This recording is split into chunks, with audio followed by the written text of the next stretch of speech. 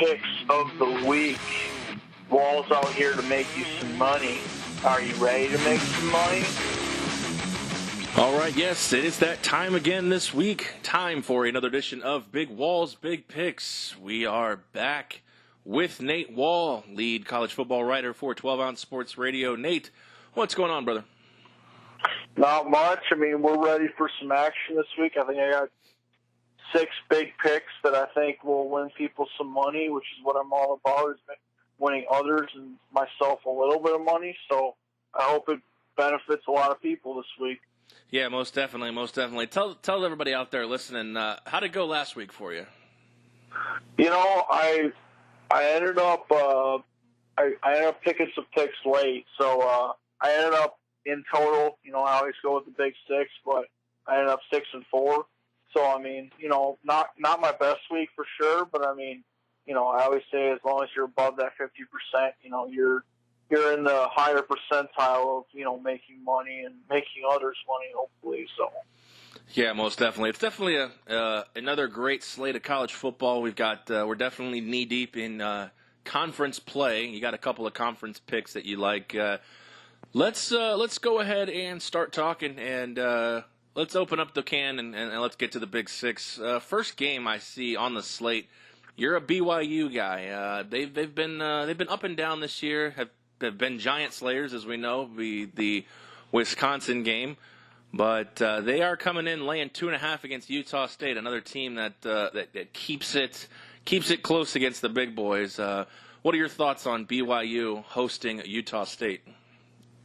Well, I mean, especially with BYU, you know, they've shown promise, you know, being in the top 25, and they've had that big win over Wisconsin, and you know, they've played well other than the Washington game, but I mean, Utah State really hasn't played much competition. So, I mean, you know, as much as I love mid-majors, I think BYU's definitely going to have the upper hand in this game. I think, you know, they've played more, you know, they played Wisconsin, they played Washington, they played kind of the big dogs. So, I mean, when you can play teams in the top 20, top 15, I think, you know, your competition is much better than what the Aggies have gone up against this year. So I got BYU by at least 2.5. Yeah, most definitely. BYU is the stronger, you would think, on paper of the two teams. They are 3-2 this year, 1-1 at home. Utah State comes in 3-1. That loss is on the road. They are 4-0 against the spread, so it's going to be most definitely an interesting game to follow. Another game, when I looked at your Big 6, I kind of chuckled at this, not a disrespect or anything, but I looked at it. It made me laugh. It just, the thought of laying money on either of these two teams, even though I know you are looking at the total, just makes me puke. Illinois and Rutgers, just two bad teams that if I had money, I think I'd rather throw it down the toilet, light it on fire, than try to wager on these two dumpster fire programs. Yeah, I mean, it's not a game, I don't think. I mean, I try and participate with most of my Big 6, but this is kind of I kind of have the same pukey thought as you do. You know, Illinois, Rutgers. I mean, just I like to always say the armpit teams in the Big 10. I mean, none of them can really get any firepower going. You know, Illinois, at least I can say this about them, that they were beating Penn State for a very, very short time this year. And then Penn State just dramatically pulled away. But, I mean, under 49.5, I mean, it's kind of a lower number, but I just don't think offensively either of these teams have any firepower. I just think it's going to be, you know, I would say the number's going to be closer to around 40. I thought 49.5 was a pretty high number, so I'm taking the under on this game. Even though they always say life's too short to take the under, I'm going to take it here. So life's too short to take the under. Yeah, definitely be interesting. Both teams, you know, they're kind of coming off Illinois, you know, like that heartbreaking loss to Penn State. Yeah, they're both giving up 31 and 36 points a game respectively, but on their offensive side, neither team really feels like it can score. I don't know what to make of that Illinois game with Penn State because, yes, they came out so well, but then it was almost like they literally took the keys out of the ignition and allowed Penn State just blow by them. It just, I don't know. I remember, obviously I feel a little bitter being on the Illinois side of that game and going into the fourth quarter when you have, almost a 3-touchdown spread advantage with the dog. You just, like I said, I think making me want to puke felt like the preface to that. To touch these teams again just makes me shudder just at the thought of it. But the under 49, that seems like, for me, in my personal opinion, I think that's a punishing bet. If I'm going to bet these guys, I'm going to say, you know what? Go screw yourselves. You're not going to get in the end zone this game. So I think I'm with you on the under 49 in that one. That's going to be one to watch out for, I think, too. Let's talk about a program that didn't exist long ago, and that UAB. They are traveling to Louisiana to face Louisiana Tech. Louisiana Tech's been an interesting team. They can definitely hang with the boys. I just don't know what to make of Louisiana Tech. UAB, not too much going on there. They are 3-1 though, 2-1 against the spread. So the question is can they hang with an offense in Louisiana Tech ranked number 40 in the nation? See, my thought on UAB is, yes, it is at Louisiana Tech. However, I was very surprised how Louisiana Tech handled North Texas last week. North Texas has kind of been my team all year. I took them against Arkansas on the spread. I took them on the money line last week, and they let me down. So, I think UAB's got a dominant running game. I think they have, enough tools to kind of keep the points close. And, I'm not saying they're going to win this game, but I think they'll keep it within 7. So they should easily cover the 9.5, based on, what I've kind of seen from them this year against, except Ohio State, of course. But Ohio State's been blowing out everyone. So, it's just kind of one of those things. I could see them covering the 9.5. So. Yeah, Blazers are averaging 24 on the road, but they are giving up a lot of points. So it's going to be interesting because Louisiana Tech usually does pretty well in conference. They're averaging almost 300 yards passing this year and over 160 yards rushing. So that offense is definitely no joke. But the UAB Blazers not a slacker themselves. They are averaging almost 250 yards a game on the ground. So like you talked about it, Nate, that rushing attack could keep them in this game. All right, so let's talk about your next pick, number 4. You have Connecticut. They are a big dog against Memphis. Now, Memphis is coming off of a loss, an embarrassing loss, in my opinion. 35 points, 5 touchdowns is a lot to lay. Most of the time I would definitely say, give me 5 touchdowns. UConn really is an interesting matchup here. Yeah, like you kind of said it, Memphis is coming off a big loss to Tulane last week, and Tulane really dominated that game as a whole. I actually took that game in at the bar, surprisingly, on a Friday night. But I was really surprised on how poor Memphis played. The week before, I actually took South Alabama, if you remember, on the spread at 31.5 against Memphis, and they were able to cover. So, I think Memphis, we're kind of seeing the downfall of Memphis just a little bit. I understand it's week 6, but, to lose to Tulane, a team that I think was 1-3 or 2-3 as of last week, and that, they played pretty handily against UAB. So, I'd like to see the Huskies, get out of this. We're a basketball program, and, hopefully they can stay within 5 touchdowns of Memphis this week.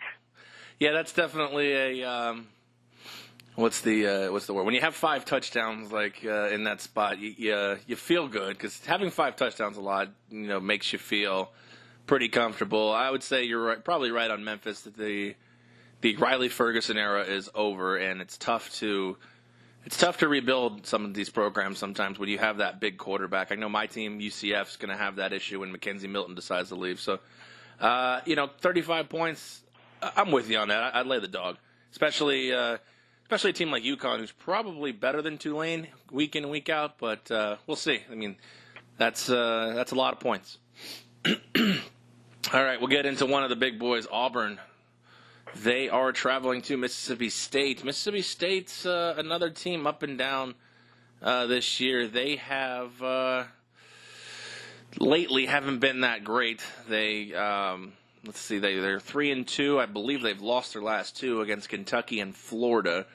Against the spread record is the same, 3-2 as well. Auburn 4-1, however, 2-3 against the spread. It's an interesting matchup. Auburn is given 3.5 points on the road. I know that if you listen to the Vegas Squares podcast, you know my feelings about laying that hook after 3. It definitely scares me, but you feel pretty confident. Yeah, I mean, Mississippi State's kind of another one that's, last couple of weeks they've been playing really poor football. I mean, the Kentucky game, Nick Fitzgerald was pretty much non-existent. There wasn't much offense at all against Florida. So it makes me, obviously Auburn is a more high-flying offense than Mississippi State has recently. So, I mean, even though the game is in Starkville, I really feel confident with Auburn. And I think, 2.5, 3. I think if this game was closer to, 8 or 9 or even 10, I think it would be a little easier to take Mississippi State with this. But, I mean, I'm definitely taking Auburn at the 2.5 that's posted currently. So let's go with the War Eagle this week. Rocking the War Eagle. I like it. All right, and finally, your last pick is going to be you have to stay up late to watch this one. Wyoming and Hawaii. Wyoming traveling out to the Big Island to face the Rainbow Warriors. That game will be on midnight in your time, your neck of the woods. That's a late start. What do you say? If I stay up through this whole game, I'd be in pure shock. Fortunately, I don't think it's on TV as far as what I can see. But I mean, I feel like, with Hawaii, I don't want to say that they're back to their Colt Brennan days when, they were a high-flying offense, but I mean, to be kind of 5-1 from the get-go after having kind of a, kind of a subpar, I would say, last 6 to 8 years of football. I really think Wyoming's going to struggle. Obviously, they have to rebuild their whole, receiving or their whole offense or pass offense with, without Josh Allen this year, and I think they've kind of struggled thus far. So I mean, 3.5 is a number that I feel, Hawaii obviously knows how to play in the, I feel like toughest time zone for fans to actually watch. Especially if you're on the East Coast or in the Midwest. I think that the Rainbow Warriors will, play pretty well, and I wouldn't be surprised if this is a 2-touchdown game. So I got the Rainbow Warriors in this one. I think they should play, pretty considerably well against the Cowboys. So go Rainbow Warriors on this. Go Rainbow Warriors. Absolutely. Well, there you have it. That is Big Wall's Big Six of the week. Just to recap, we have BYU laying 2.5 against Utah State. He does like the under in the Illinois at Rutgers game. Excuse me. UAB at Louisiana Tech. He's taking the Blazers with the 9.5 points. Connecticut at Memphis. He is taking the 5 touchdowns and the Huskies. Auburn at Mississippi State. He's laying the favorite on the road, 3.5 points. And the Rainbow Warriors, the home favorite, 3.5, hosting the Cowboys of Wyoming. There you go. You got it, the Big Six. Now, Nate, let's talk about a couple things going on in college football. I just want to pick your brain, get your take on it. What do you make of this Scott Frost and all of the overwhelming negative support on the side of the Cornhusker fans? I mean, we're talking 4 games here into this guy's tenure. He is 0-4, just getting housed by teams.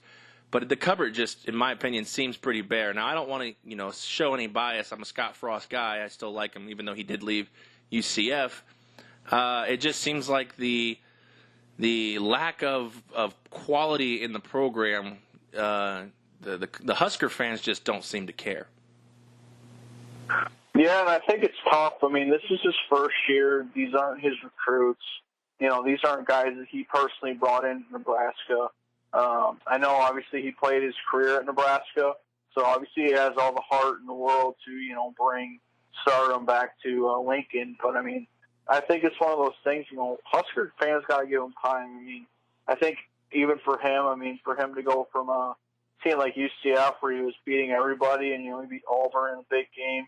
I think it's just, a complete 180 for him. And I think once he kind of finds his own recruits, and, I mean, he has great roots in Nebraska, obviously playing for them and, being kind of an icon at Nebraska at quarterback. Right. I think he once he kind of gets his own recruits, I mean, I don't think it's going to be overnight. I think Nebraska fans, ever since they've joined the Big Ten, they've always kind of, been not quite there to get. I mean, they've played in, I think, one Big Ten championship game, and then that's it. I mean, it's one of those things that they just need to be patient with him, and I think he's a great coach, obviously, with his track record at turning UCF from 0-12 and having beer coolers in the bars, and just trying to see if they would actually win a game to, 13-0 and taking Auburn or pretty handily in that quote-unquote championship game last year. So